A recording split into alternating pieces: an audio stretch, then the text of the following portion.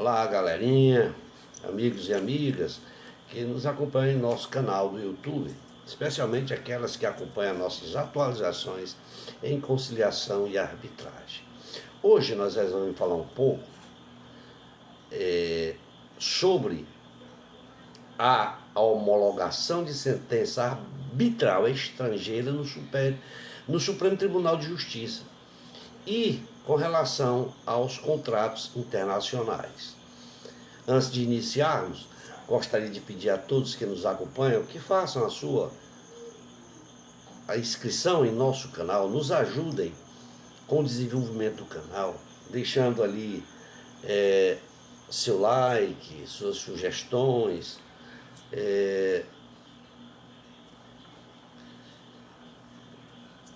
perguntas, etc.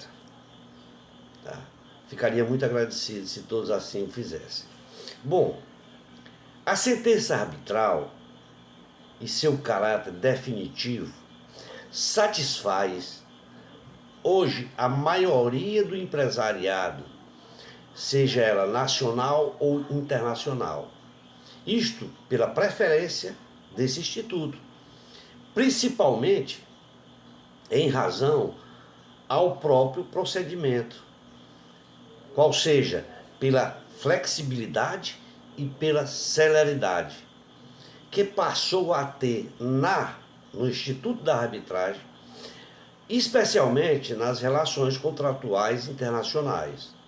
Isto pela sua relevância, seja pela doutrina e também pela relação e jurisprudência.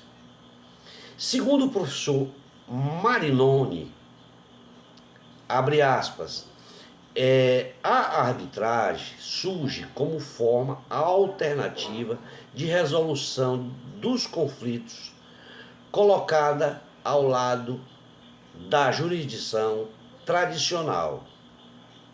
Sua tônica está na tentativa de ladear o formalismo, muitas vezes exagerado, do processo tradicional, procurando mecanismo mais ágil para a solução dos problemas. Mais que isto, a arbitragem pode representar caminho para a solução mais adequada e para muitas situações concretas de litígios, fecha aspas. Bom, se bem observarmos, a atenção estrangeira no que diz respeito à relação comercial no Brasil, tudo se deve à adesão à Convenção de Nova York de 10 de junho de 58, ratificada em 2002, através do Decreto Legislativo número 52 de 2002 e pelo Decreto 4.311 de julho de 2002. Portanto, com a adesão da Convenção do Brasil à Convenção de Nova York, via Decreto 4.111 de 2002, que foi logo após a decisão que decidiu acerca da constitucionalidade brasileira de arbitragem, em incidente de inconstitucionalidade junto ao Supremo Tribunal Federal em 2001, justamente em um caso que envolvia homologação de sentença estrangeira. Portanto, o número de contratações entre empresas brasileiras e empresas estrangeiras, com essa disposição expressa nestas cláusulas ou compromisso arbitral, aumentou bastante, assim como os litígios submetidos aos tribunais arbitrais no Brasil.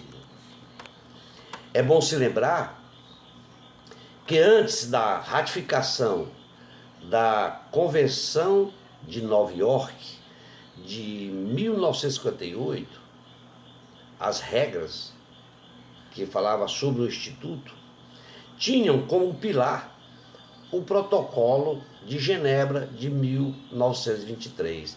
Este protocolo ele tratou das cláusulas de arbitragem e também da Convenção de Genebra de 1927. Esta convenção, ela dispunha acerca da execução da sentença arbitral estrangeira. Portanto, a arbitragem, ela se alinha a enfoques que, de certa maneira, a transformam em vantagens para as partes em relação ao juiz arbitral. Eis que as partes, elas podem abrir mão da sua legislação e de sua organização judiciária em cada caso específico. Aliás, retificando, as partes, elas podem abrir mão da sua legislação e de sua organização judiciária em favor da outra, em favor de outra norma, ou até mesmo substituí-la pelos usos e costumes, dependendo de cada caso específico, né? Correto? Portanto, com relação aos tratados internacionais de Genebra, o Brasil, que é signatário não só do Protocolo de Genebra, nacionalizado em 1902, pelo Decreto 21.187. Também é signatário da Convenção de Genebra, de 26 de dezembro de 1927, para que pudesse fazer a execução de sentenças arbitrais estrangeiras. Importante se lembrar que o Brasil é parte apenas do Protocolo de Genebra de 1923, o qual ele nunca tinha sido aplicado em seu território aqui.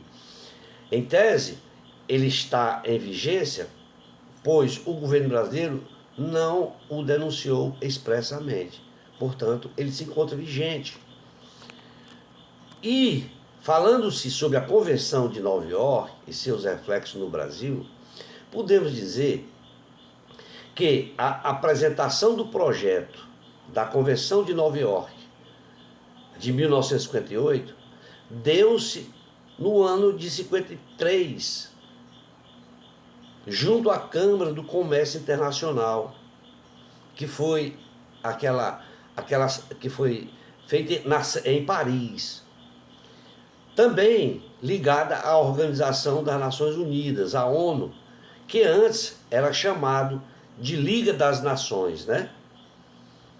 Portanto, a proposta, ela se dedicava à homologação das sentenças arbitrais estrangeiras em substituição aos protocolos de Genebra, aqueles protocolos de 23 e 27, os quais, como visto anteriormente, como eu falei, eram de épocas desatualizadas, em que o comércio internacional vivia com o fim das guerras mundiais, as duas guerras mundiais, né?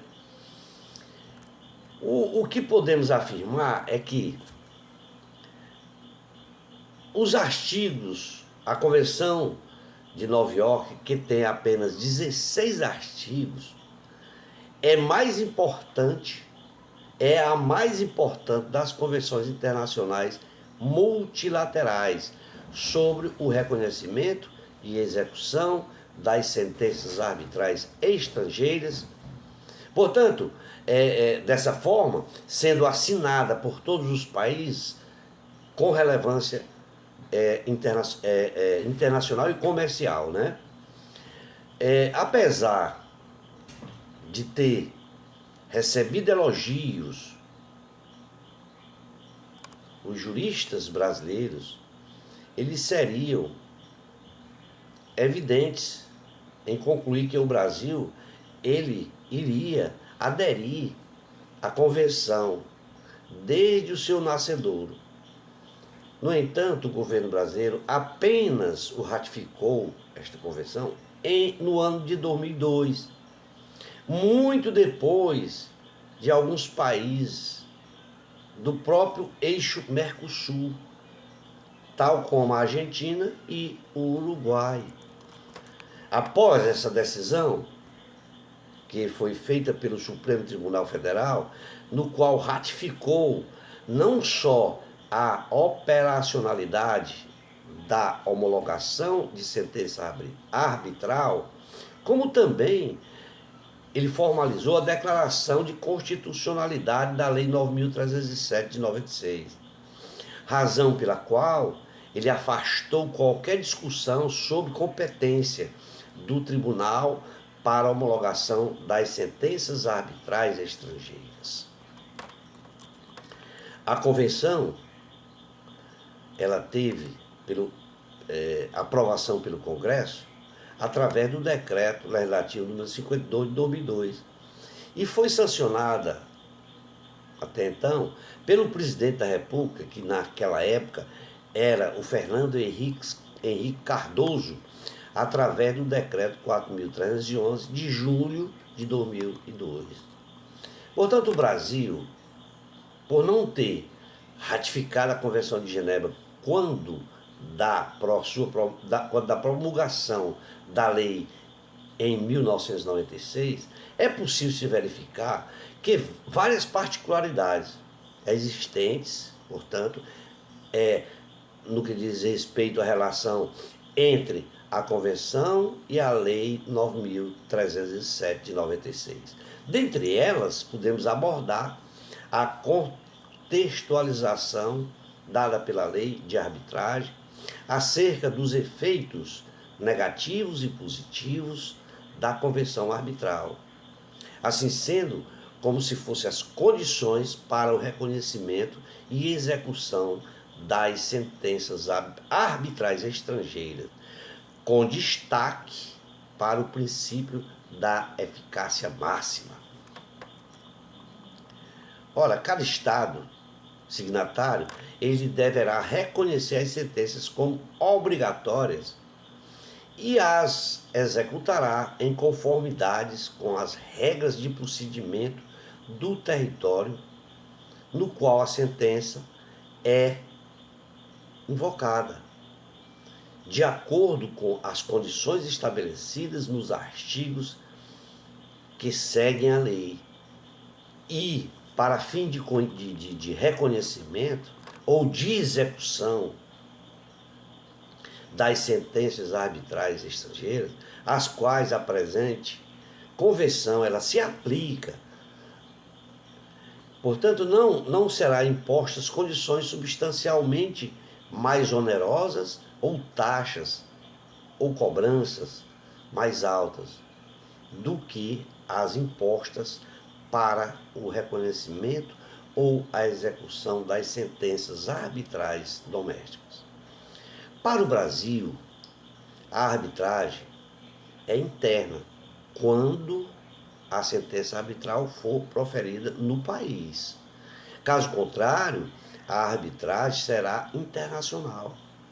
Assim, ao contrário do Brasil, alguns países com mais tradição em arbitragem internacional adotam a teoria dualista para definir a nacionalidade da arbitragem, a qual se fixa em dois aspectos, o geográfico e o econômico. No Brasil, a arbitragem é interna e, caso contrário, ela é internacional. De forma que, de qualquer forma, não há maiores divergências que coloquem a arbitragem internacional em riscos, pois, salvo exceções com a ordem nacional, pública nacional, a arbitragem não interna tem plena eficácia e reconhecimento no próprio Brasil. Isto porque prevê lá no artigo, se eu não me engano, 39, inciso 2º, da Lei de Arbitragem, em que a sentença arbitral não será reconhecida caso a sentença seja contrária à ordem pública do país em que se pleiteia a homologação. Bom, o princípio da ordem pública é o próprio reflexo da filosofia sociopolítico-jurídica. de toda a legislação, o que vai representar a moral básica de uma nação e que atende às necessidades econômicas de cada estado. A ordem pública encerra, assim também, os planos políticos, jurídicos e moral, também econômico, de todo o estado constituído. Como se trata de arbitragem internacional, a ordem pública nacional é determinante para que o laudo arbitral seja homologado. Caso contrário, haverá uma sentença inócua, uma sentença sem cabimento, ou melhor, como não dizer, um título sem caráter executivo. Para concluirmos e finalizar, podemos dizer que é possível claramente se afirmar que não só com o advento da lei brasileira de arbitragem, em seu contexto e de maneira concisa expurgou o dispositivo dos protocolos de Genebra, seja ele aquele de 23 e aquele de 27, principalmente com a reprodução fiel de dispositivos da Convenção de Nova York de 58. Visto que esta é que foi necessariamente e teve que ser ratificada pelo Brasil. E trouxe, além do mais, ele trouxe uma grande estabilidade jurídica às relações, especialmente às comerciais internacionais, uma vez que expurgou a dupla homologação, algo que os países que eram signatários e já haviam ratificado da Convenção de 58, já não mais utilizavam dessa prática, possibilitando, portanto, maior segurança às pessoas físicas e jurídicas brasileiras quanto da existência de cláusula arbitral, seja nas contratações ou qualquer outro, pois atualmente é possível, na avença, determinar que a eventual solução de litígio seja realizado, seja via institucional ou ad hoc, em território brasileiro. Também autoriza, sendo possível, a utilização de normas mais favoráveis quando da nacionalização da decisão. O que vai, portanto, possibilitar, e muito, a sua executoriedade.